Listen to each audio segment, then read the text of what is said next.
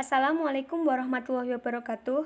Hai geng, perkenalkan saya Indah Sari dari Program Studi Teknologi Pangan Universitas PGRI Semarang. Akan mempresentasikan jurnal yang berjudul Function of Yeast Species and Strains in Wine Flavor.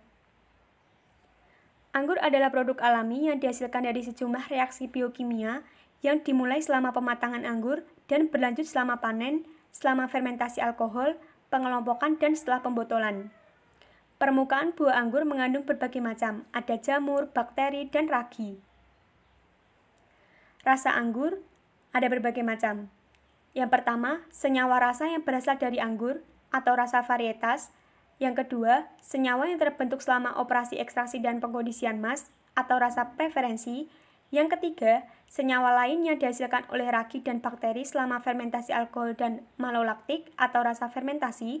Dan yang keempat, senyawa yang muncul selama proses penuaan atau rasa pasca fermentatif. Yeast yang berperan dalam fermentasi. Ada Saccharomyces cerevisiae, Hansenia spora cleochera, dan Candida, misalnya Candida stellata dan Candida pulcherrima. Ada Cluiveromyces, Schizacharomyces, Torula spora, dan Zygosaccharomyces. Ragi yang digunakan dalam penelitian ada 127 E. cerevisiae, 84 Hansenia spora ovarum, 25 Candida stellata, 25 Zygosaccharomyces fermentati, 25 Saccharomycodes ludwigi. Metode yang digunakan. Yang pertama ada fermentasi mikro. Praktik ini menghindari penguapan cairan dan kehilangan massa, dan juga kehilangan berat yang tercatat, sehingga berpengaruh pada karbon dioksida yang dihasilkan. Kemudian ada fermentasi skala pilot. Percobaan ini bertujuan untuk mempelajari perilaku regangan proses vinifikasi tradisional. Fermentasi ini dilakukan mengikuti teknologi tradisional dan nantinya digunakan juga untuk menghasilkan anggur Aglianico. Kemudian yang ketiga ada penentuan analitis. Penentuan ini ditentukan dengan analisis gas kromatografik. Kemudian ada analisis statistik menggunakan ragam ANOVA. Ini adalah pengaruh spesies ragi anggur pada rasa anggur. Ada beberapa macam yeast yang digunakan, yang sudah dijelaskan di awal tadi. Nah, produk fermentasi biasanya identik, tetapi jumlah relatif dari berbagai senyawa berbeda antara spesies ragi yang berbeda pula.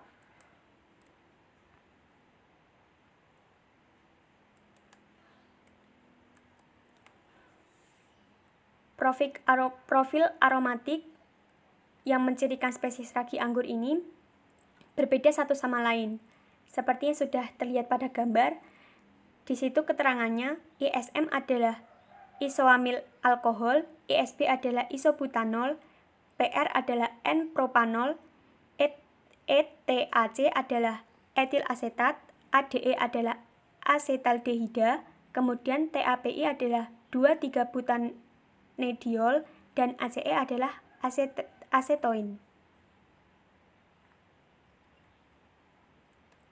Produk yang dihasilkan oleh E. cerevisiae strain anggur dapat dilihat pada gambar.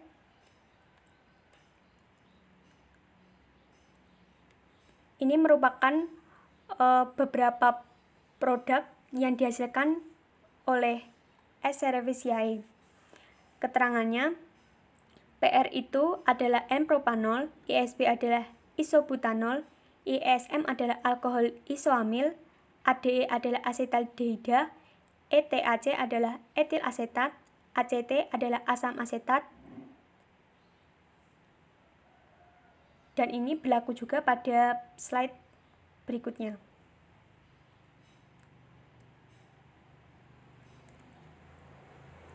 Kemudian lanjut, profil metabolisme anggur.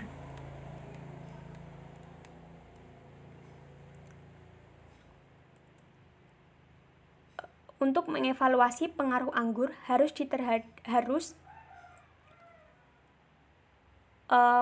memberikan metabolisme yang baik untuk hasil produk akhir. Fermentasi ini dilakukan dengan menginokulasi anggur mas dari varietas yang berbeda dari masing-masing wilayah yang berbeda, seperti yang sudah terlihat pada gambar. Penentuan tingkat metabolis menunjukkan perbedaan yang signifikan pada anggur yang diperoleh.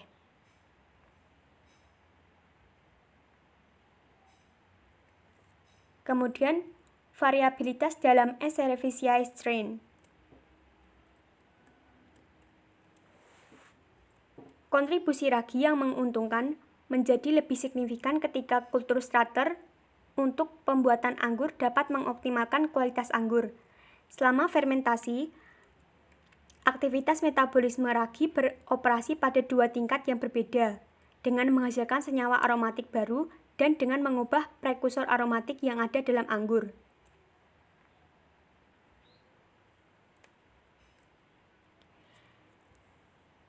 Pada gambar yang ada di slide, ini menerangkan beberapa variabilitas dalam Escherichiae strain untuk pembentukan produk sampingan dalam 7 mas anggur yang berbeda.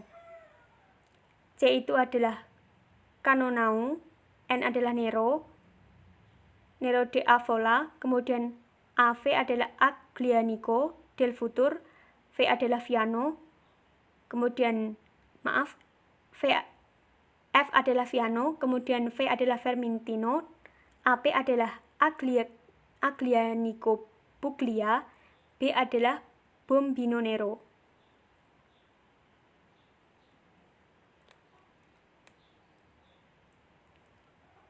Untuk mengevaluasi pengaruh anggur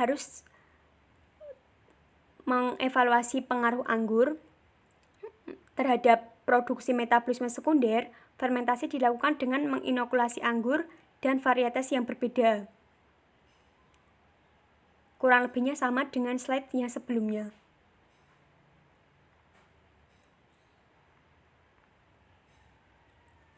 Kesimpulannya, secara luas, non-Saccharomyces ragi bertahan untuk waktu yang lebih lama baik dalam fermentasi spontan maupun yang diinokulasi, yang pertumbuhannya signifikan secara kuantitatif dan mempengaruhi komposisi kimiawi anggur. Selain itu, ketika Escherichiae ditambahkan ke anggur, sebagian harus difermentasi oleh ragi apikulat. Anggur yang dihasilkan ditandai dengan aroma yang lebih kompleks dan lebih baik. Namun, anggur yang diproduksi pada awalnya dicampur atau kultur berurutan dari ragi apikulat bersama-sama Escherichiae berbeda secara signifikan dalam konten produk akhir. Terima kasih yang sudah mendengarkan dan memperhatikan. Apabila ada kalimat yang kurang berkenan dan kesalahan dalam pengucapan, saya mohon maaf yang sebesar-besarnya. Terima kasih. Wassalamualaikum warahmatullahi wabarakatuh.